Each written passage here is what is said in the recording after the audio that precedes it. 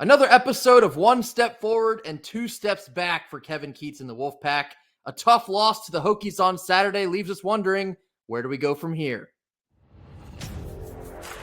You are Locked On Wolfpack, your daily podcast on the NC State Wolfpack, part of the Locked On Podcast Network, your team every day.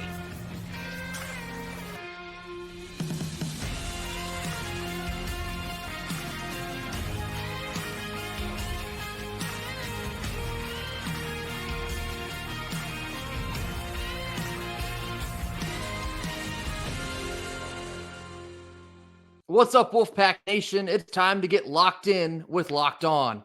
Thanks for making Locked On Wolfpack your first listen each and every day. We are free and available wherever you get your podcasts and on YouTube, part of the Locked On Podcast Network, your team every day. Today's episode is brought to you by FanDuel. Make every moment more. Right now, newcomers can get $150 back in bonus bets guaranteed when you place just a $5 bet. Visit FanDuel.com/lockedon to get started. Happy Monday to all. As always, I'm Grayson Boone, joined by former Wolfpack defensive tackle Kenton Gibbs. Kevin Keatts and the Wolfpack suffered a tough loss to the Virginia Tech Hokies on Saturday by a score of 84-78. It was very much a game of one step forward and two steps back. You saw several moments of the Wolfpack beginning to take that momentum before they fumbled it. Literally back into the hands of the Hokies. And it was that way the whole day until ultimately they did themselves in with just one too many turnovers. There were lots of things that confused me in this game. We talk about the depth of this team all the time. A lot of the depth pieces or bench pieces didn't have the opportunity to show up. Right. We saw turnovers at a rate that I don't think we've seen pretty much all year this year. And we saw foul trouble that then forced guys to play passive defense, which is confusing to me because if you have a guard who's an amazing defender in foul trouble, why not put one of the other guards in who has the full capability and tool set out there to guard? But there were many questionable things. Virginia Tech got hot down the stretch. We didn't make plays in winning time. And here we are allowing Virginia Tech, who, by the way, before they came to Raleigh, had not won a single road ACC game, get one up off us. It's definitely a bad loss in the sense where you're favored coming into this game. You turn Virginia Tech over 20 times. Whoever you play, if you're turning them over 20 times in a game, you should virtually never lose a game like that. The problem is NC State had 18 of their own turnovers. And for a team that really tries to hang their hat on winning the turnover battle, so frustrating to generate so many steals. You had a lot of early fast break buckets because you kept picking their pockets and then going down the floor and depositing it. But you were taking it, but then you were giving it right back. It's such a high clip that you weren't able to take advantage of what they were giving you. And sort of like what we were talking about coming into this type of game, if you give Sean Padula and Hunter Couture enough time, they're going to kill you. For about, I'd say like 80% of this game, I thought Jaden Taylor did an excellent job of defending Padula. Padula is their main guy. He's going to get the best looks. He's going to create for others. The moment you slack off of him, he's going to drill you for about 3 or 4 threes. It wasn't all him because you saw Couture had some of those as well, but that's essentially what happened. We got lazy late in that game, and that's when you saw their guards start to slash. They start to beat the bigs down in the lane, dump it off to a guy like Lynn Kidd. It just became too much water to try and get back out of the boat until we sunk there at the end. So it's a super frustrating loss in a sense that this type of game won't necessarily kill you in the end. I believe this is a quad 2 loss if you follow that. But this is a game you have to have. If you're NC State, you have to have this game. It's a home game against a team, like you mentioned, that has not been winning on the road. You have got to find a way to win this game, and they didn't. So that's a tough one to swallow. And another tough night from deep. 31% as opposed to Virginia Tech's 47. At the end of the day, we lose this game by 6 points. They hit 9 threes, we hit 6. When it came down to winning time, they knocked down the shots that they needed to, and we did not. We did not. And at this point, with all due respect to Coach Keatts and this team and all that. I know shoot around is a thing, but do they like have a practice where you just are like, hey, everybody, get up 300 shots. Get up. I need somebody to start hitting something for us to do. We can talk about the turnovers, which were bad, but at some point in time, the game is simple. Can you put the ball in the hoop or no? And too often we're finding ourselves saying no from deep. Me and you talk all the time about the good, the bad, and the ugly, and we do that because we don't want to be excited about anything in a win that we know will lead to losses later. When we beat Wake Forest without making a three, Grace and I both expressed great concern about that for a reason. Because at some point in time, we've talked about, hey, either the law of averages has to take over and this team has to shoot better at some point in time, or maybe we're this bad of a shooter. At some point in time, something has to click from deep. It was an improvement in this game from deep in the sense that we hit more than 0, but some of the inconsistencies in the first half were very much still there. I think we started out like 0 for our first 6 or 7 before we finally buried one. I believe it was Casey Morsell. And this is something we've talked about specifically for Casey Morsell as well. You got to find a way to get him going because he is supposed to be one of your shooters. Him and DJ Horn, if you can facilitate enough looks, they're good enough, the two of them, volume shooters, that once you get them going, they will knock down the shots. But DJ Horn's not in a funk because he still hit, 50% of his. But Casey Morsell has been in a funk. It was good to see him bury 2 in this game. But outside of those 2, still looking for consistency from virtually anywhere else. Jaden Taylor's not an outside shooter. And some of the outside shots that he has been taking are brutal, not just in a sense of missing the shot, but when he's missing these shots. It's crucial moments in a game where you don't necessarily need a 3 and you're coming down the floor. You have plenty of time on the shot clock and you're hoisting a brick that kills little bits of momentum like I talked about earlier that you could grab. You're just throwing away not only points itself, but you're throwing away opportunities to continue to run offense to the bucket. And I thought this was another game where you should have utilized more guys in the paint like Middlebrooks, although he struggled a little bit. DJ Burns was somewhat involved, not crazy involved. I thought Virginia Tech had a good game plan for DJ Burns. It really kept him pretty much out of it for the majority of the game. So, credit where credit is due. There's just no real consistency outside of 1 to 2 guys, and it continues to be an issue in this team, especially when you have so much depth. Not saying that, Breon Passer's going to come off the bench and give you 15 or LJ Thomas, but it's like when the guys that are getting all of the minutes are just, you can't get enough consistency. You got to create something to spark them. And maybe that is some nights it has been Michael O'Connell. Some nights it has been Middlebrooks, but you can't more consistent efforts across the board. And when you're not getting that time after time after time, you're going to struggle in games like this where you have to have it. It doesn't all come together. A quad 2 game at home, you got to have these. At the end of the year, this is the type of game that might keep you in bubble land. And that's, we want no part of bubble land. Get in comfortably. We're tired of this bubble talk. Not trying to do it again this year, although not doing ourselves any favors by dropping this one. Probably a broken record at this point. You know what's funny? Somebody asked, or somebody said rather, NC State needs to have some shooting coming in this next class. And boy, do I have news for you. Because, I very strongly agree. And there, for all the things that we did get this offseason, we did kind of comment on the fact that, like, we need some primo shooters. And guys, the worst part is guys had statistically been better at their previous stops before us. So, it's a little bit mind-boggling. There are a lot of different things to look at in this game. I think the biggest of which is just knock down those shots. Please, somebody do something from deep. Up next, we're going to give some big picture takeaways from this game because this was the type of game I think you can draw some outlines for the rest of the season with.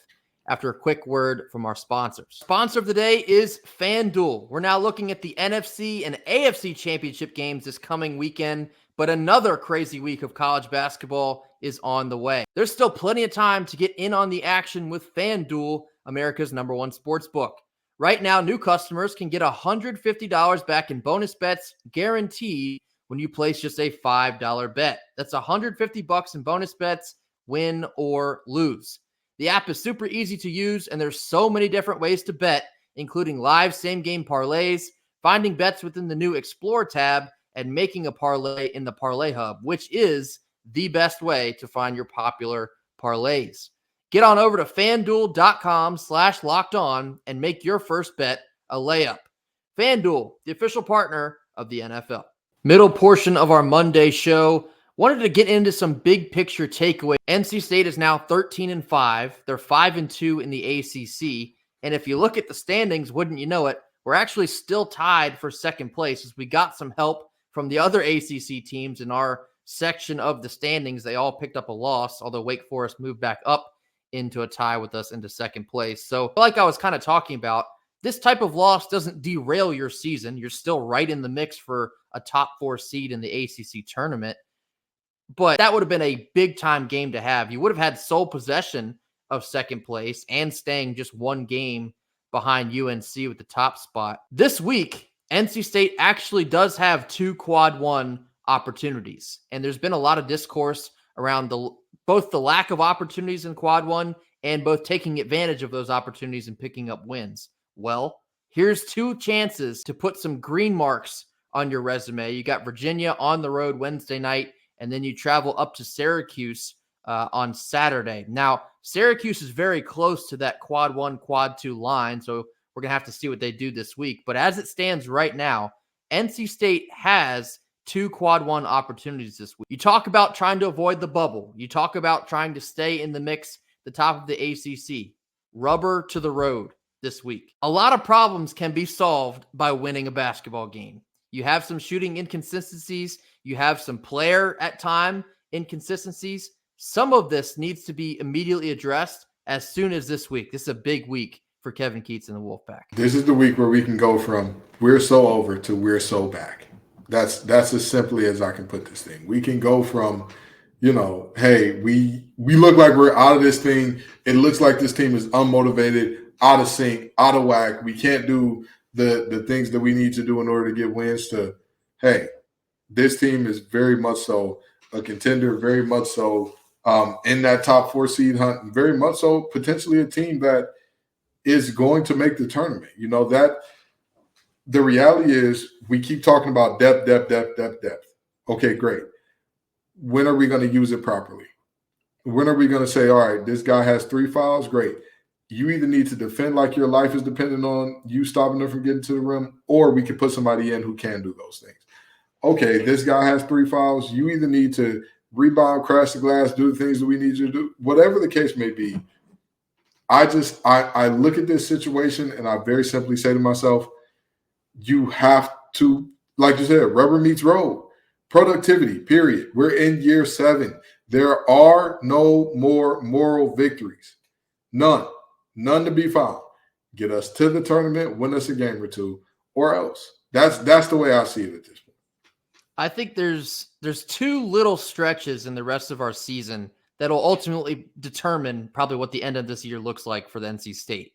One of them is this week, like I said, at Virginia Wednesday, at Syracuse on Saturday. If you want to make the tournament, you got to find a way to pull off at least 1, probably 2 of those, if we're being completely honest. You want to pad your resume as much as you possibly can at this point. We have a glaring deficiency of quad 1 wins. We're 0-4. 3-1 quad 2, it's okay. Would have loved to have that Virginia Tech game. Got to keep moving forward here. The opportunities like this week are few and far between after that. I think the next one is probably like the middle of February when you go on the road at Wake and then at Clemson. You have 2 windows of basically 2 weeks that are more than likely going to make or break this season. One of them is this week. This leads me into my next point in that this team seems to be lacking a killer instinct, which is frustrating as well. I saw this on Saturday. It's not limited to just the Saturday game. We reach a point where it's getting a little frantic, and the guys seem to be looking to the next one saying, okay, maybe you're going to take control of this game from here. Maybe you're going to make this shot. Maybe you're going to make this next pass.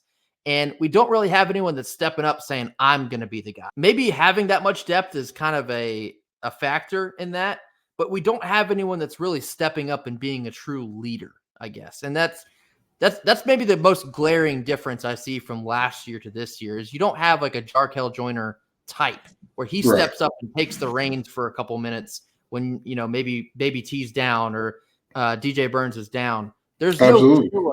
There's no killer on this team. And I think that is a big time thing that needs to be addressed as soon as you possibly can. So maybe that'll be DJ Horn. I think he's probably your leading candidate for that, but he's got to take on a lot more responsibility in doing so. Maybe it's Casey Morcell. He put in 19 against Virginia Tech. Maybe he's starting to slowly return to form, but as a senior leader, maybe you got to look at a guy like Casey Morcell and say, look, brother, this is your time now. We need you to step up for this basketball team, and it's got to start this week. You just need somebody to continue to light a fire under this team because this is the most crucial stretch of the season now from here on out. Not only that, I need to see these guys play with some fire and some passion. Don't get me wrong. I love the activity and the energy that we play with early in a lot of these ball games. What I mean is I need to see that palpable passion. I need to see that hey, this means everything to me type of mentality from this team in terms of from start to finish. You talk about you don't have a killer. I rarely ever see guys talking to each other and saying, hey, it's now or never. This is all we got. Because, I understand that the basketball season is a lot longer than the football season. I get it in terms of like the amount of games that you play, rather not longer, but you just play more games. But each of these games matters. Each of these games means something. Each of these games are important from here on out. So if you want to play around, you're going to mess around and find out. If we want to be on a bubble, we know how selection committees, bubbles, and all that generally work out for NC State. Have we not seen this story play out? Tale as old as time again and again and again.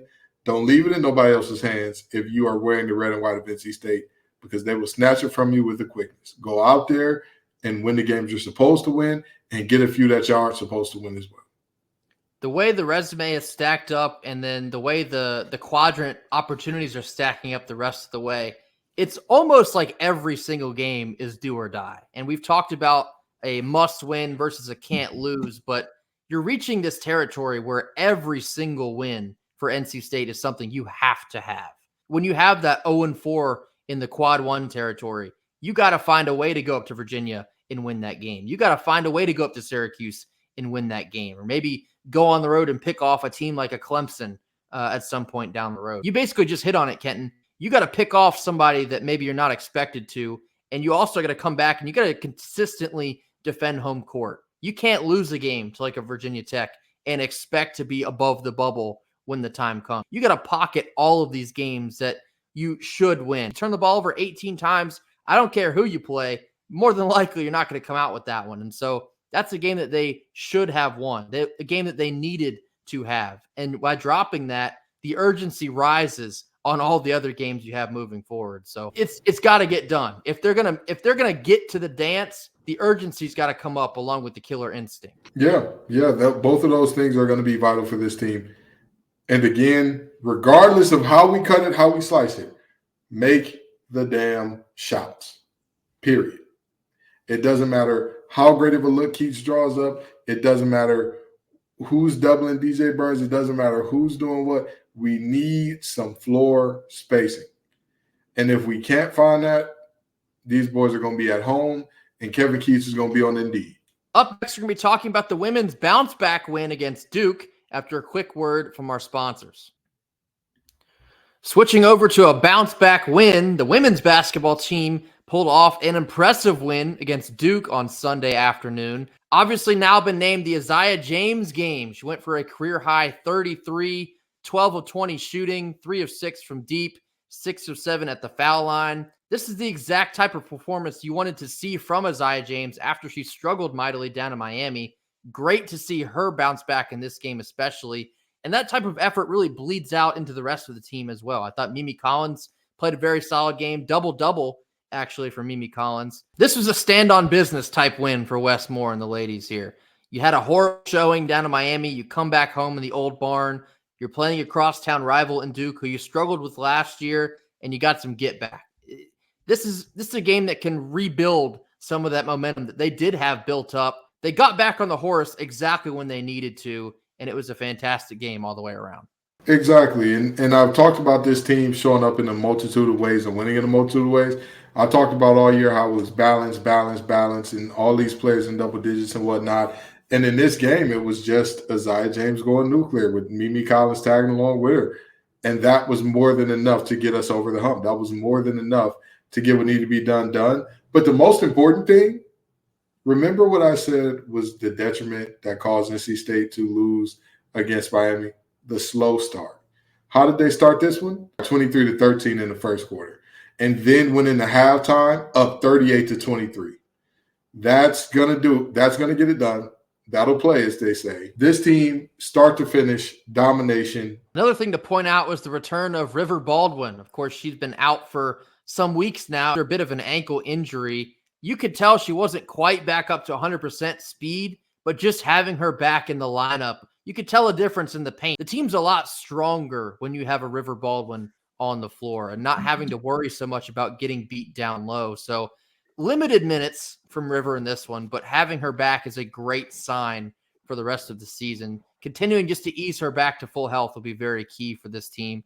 And then, of course, my last point here, Sanaya Rivers. And she always has some of the most obscure stat lines, but it was another impressive one on Sunday. She had 9 points, 6 boards, 5 assists, and I believe she had something crazy like 7 steals in this game. She can get it done however you need her to get it done. The stat line might not always look crazy, but a lot of times it's spread out because of how versatile a threat that she is. So possibly injecting River Baldwin back into the lineup here, you might just get them back up to that top 3, top 4 style of play. And another crucial part of the season for an NC State basketball team. Absolutely. And by the way, I want people to remember this team was picked to finish 8th in the ACC. 8th. That's aging pretty well. Oh, boy, it's aging like an open avocado. That'll do it for us here on Monday. As always, be sure to hit that like button. Drop your comments in the comment box. Tell us what you think about the disappointing loss from the men's side on Saturday. And tell us what you think about the bounce-back win for the women's against Duke on Sunday. As always, hit that subscribe button. Tell a friend to hit that subscribe button. And we will see you all tomorrow. Until then, go Pack. Go Pack.